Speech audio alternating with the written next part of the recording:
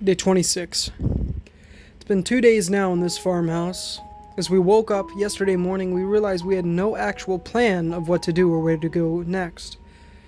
I was sure nobody was coming back to the house because yesterday when I went to search the machine shed in the barn, I found the previous owner, impaled on a pitchfork in the barn. It looked like he had fallen from the loft and landed on it.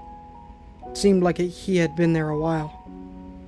I told Grace what I had found, and while the girls played with a few toys we had brought with us in the house, she helped me pull the pitchfork from him, and we buried him this morning behind the barn. We have yet to hear any screams or screeches since we arrived and claimed the house. So I think we may stay here for a few more days.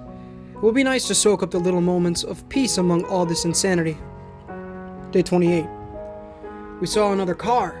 Early in the morning, we were all in the house just trying our best to relax and pretend things were somewhat normal when I heard Grace say, "Shh!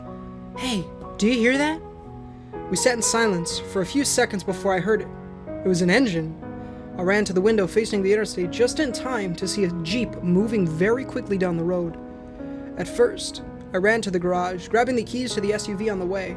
I burst through the door, hitting the button for the garage door on my way past and getting into the vehicle. As I start the truck, I pause. It will be long gone by the time I hit the interstate after them, I think, then shut it back off and walk back inside. The sight of the Jeep going down the road didn't really help us in any way. However, it did let us know that there are other survivors, other people still out there dealing with all the same things we were.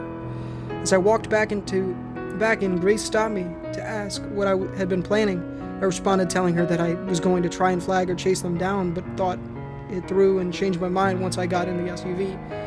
We let the girls play for a little while as Grace and I talked about the Jeep and what it means to us. After talking about it for a few minutes, we came to two conclusions. The first was that people in the Jeep were long gone by now anyway, and that after my encounter with the janitor at the rest stop, that it may be safer to keep to ourselves. "Mommy, Daddy, will you watch a movie with me?" Addie interrupted us as she came running into the room. Grace and I looked at each other for a second, realizing that our conversation was basically over anyway before I answered her. "Yes, of course, monkey butt. Let me see if we can find a way to make that happen." I got up and made a trip out to the van to gather some of the DVDs we had left in to keep Addie occupied on long drives, while Grace looked through the house for a way to play them. She quickly and easily found that there was a DVD player in the house's living room. While we sat and watched a movie with our daughters, we heard from the window a sound that we hadn't heard in a few days and dreaded hearing. It was a deep, guttural screech from a lurker. Grace and I shot each other looks of panic as we got up and ran around the house to make sure it was secure. Once we had made sure the house was sealed up, we grabbed the guns and kept them near as we finished watching Moana for the millionth time Addie had watched it. Luckily, other than a few more screeches throughout the night, we were able to crowd into the master bedroom again and safely do our best to fall asleep. Day 29, Part 1. "Daddy, look! Look it!" My eyes slowly drift open, noticing Addie pointing to the window of the second floor bedroom. Just as my eyes began to focus, I noticed something strange crawling on the glass. "What the frick?" I mumbled under my breath, followed by a much more audible, "Grace, wake up! Check that out!" Grace rolls over and looks toward the window when we both sit in bed in bewilderment, staring at what looks like some sort of gecko making its way across the window. Now, where we live, there are no native wild lizards of any sort. It gets too cold in the winter, and they just can't survive around here, except for maybe in a tank with a heat lamp as someone's pet. This one, however, was no normal lizard. It looked alien.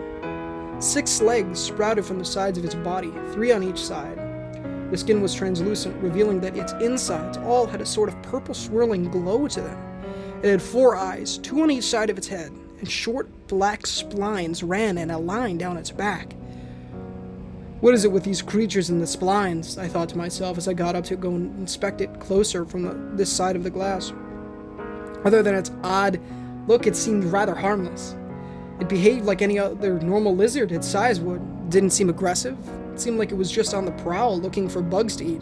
I will admit that the swirling purple glow of its insides were very mesmerizing, but my close inspection of the little alien lizard was suddenly cut short when I heard the faint rumble of another engine. I rushed over to the window, facing the interstate again, and looked out, maybe expecting to see the Jeep drive by again, but it was different.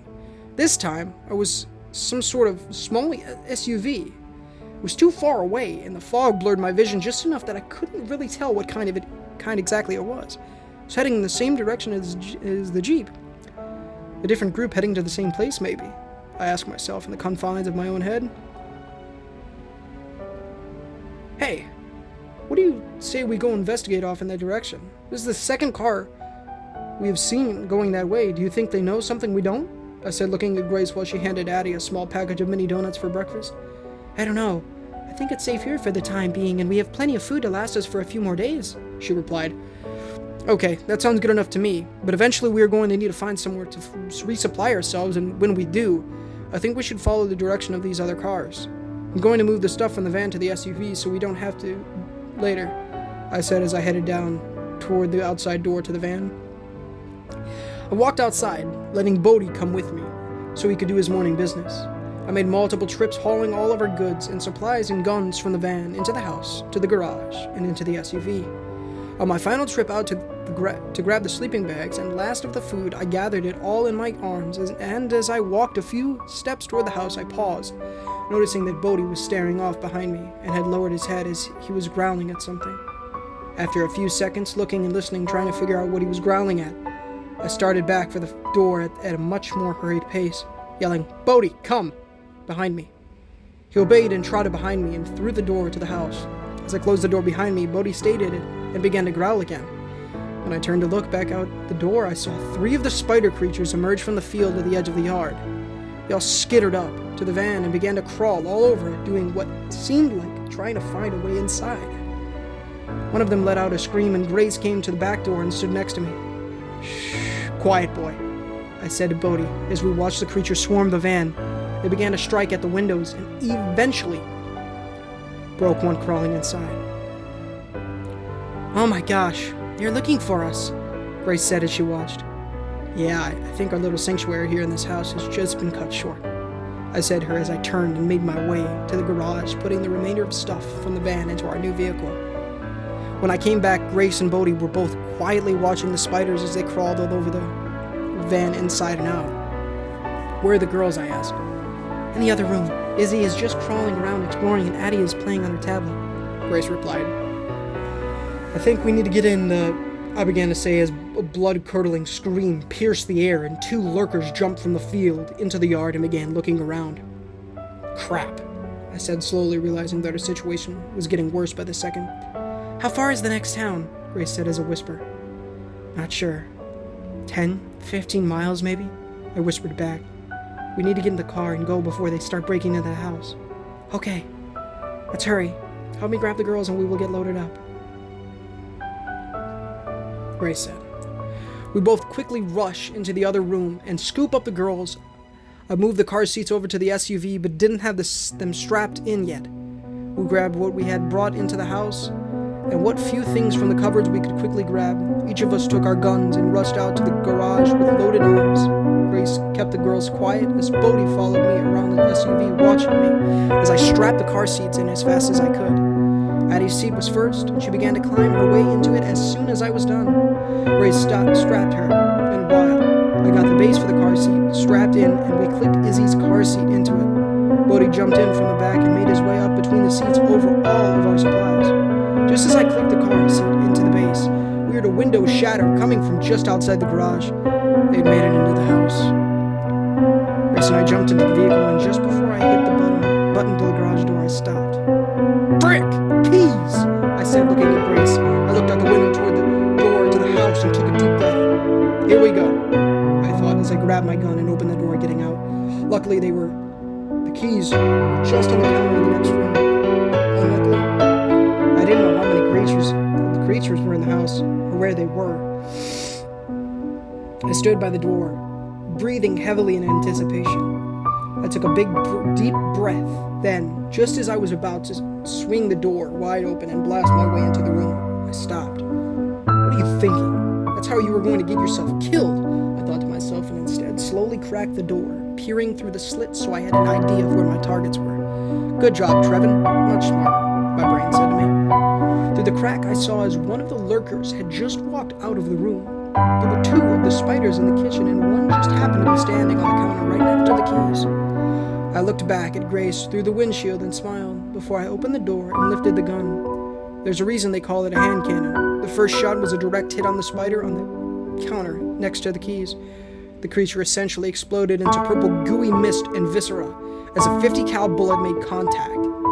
It also nearly broke my wrist as the gun kicked with such force. 2 hands, Trevin. 2 hands, I thought as I raised my other hand to the handle of the gun. Quickly, I aimed at the other spider, careful to focus on my shot without making eye contact with the creature. Second shot, another direct hit, and another cloud of exploded spider. I took 3 steps into the room and ducked past the doorway as the lurker lunged for me.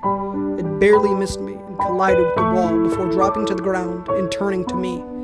Still with no clue as to how these creatures navigate, with no eyes, I spin behind me and raise the gun to the lurker as the lids on his face slid open and the big needles poised to strike at me. I fire. Third shot. It was a miss. Kind of. It hit the creature's left horn and blew it off, sending jagged shards of horn into the air. I re-aimed from the recoil and fire again. Fourth shot. Almost perfect shot right in the middle of the beast's head, just as it began to leap at me. The impact from the bullet decimated the creature's head and it popped like a balloon. Oh my gosh, I love this gun, I thought to myself as I sprinted for the keys. As I grabbed the keys, I turned back around to head back out the door to the garage. A scream came from the room next to me as a third spider skittered into the room. With keys in one hand, I would have to again shoot this thing one-handed. I quickly raised the gun and shot. Fifth shot. I missed most of the spider, but I did blow off the 3 legs on one side and took a good chunk out of its side out. Purple blood flew everywhere as the spider spun out back into the other room on the floor. Not sure where the other lurker was. I hurried toward the door. I only had 2 shots left in the gun, and we needed to get the heck out of there. As I pushed through the door to the garage, I felt talons dig into my back as I was knocked to the ground. I heard Grace scream from the car as I reached back and fired blindly over my shoulder, trying to hit the creature. I missed the lurker, but caused it to jump off of me, enough for me to roll over just as it dove on top of me again. This time, with talons digging into my chest, I aimed the gun up and shot my final bullet into the creature's chest. Its ribcage exploded, covering me in blood and bits of organs as what remained of the lurker slumped down on top of me. The strange purple blood stings as it falls onto my wounds. The recoil from the pistol at that odd angle I was holding, it caused it to fly out of my hand and over across the floor back near the door. I pushed the beast's body off me and scrambled to my feet. I ran to pick up the gun and the keys I had dropped when I was first struck. Covered in all sorts of things I don't even want to mention, I climbed into the driver's seat and started the vehicle. "I'll be fine," I say to Grace as the engine of the big SUV roars to life before she can even ask the question. "It's not very deep." She nods with a look of concern in her eyes as she hits the button for the garage door. Tension rises as we sit and wait for the door to move fully up, and I can back out of the garage. Once it does, I put the vehicle in reverse and quickly floor it out of the garage. When I stop to shift to drive, I see more creatures emerge from the field, and we notice the booming footsteps before the shadow of a behemoth forms over the field in the fog. Relentless frickers, I say out loud, as I hit the gas and speed away from the soon-to-be overrun farmhouse and towards the interstate. As soon as the tires leave the driveway onto the road, a loud roar cracks across the sky from the behemoth. After the few roads and turns it took to get us back to the interstate, we headed off toward the next small town. I hand Grace my gun and ask her to reload it while I drive. Who knows what we'll have to deal with next, and I wanted to be ready for it. Hey there guys, and thank you so much for listening to today's story. If you did enjoy, please go check out Cryptic Nightmares on Reddit, as well as on his Amazon book page. Links are of course in the description. And stay tuned, because in October we're doing all daily uploads, because that's a godsend. Of course, repent of your sins and trust in the good Lord Jesus Christ, y'all. Then please like and subscribe, and it would help the channel innumerably, and it would also help the gospel be spread to the folks that need to hear it. Thank you guys so much for watching. And this is Ninja Gamer, signing off.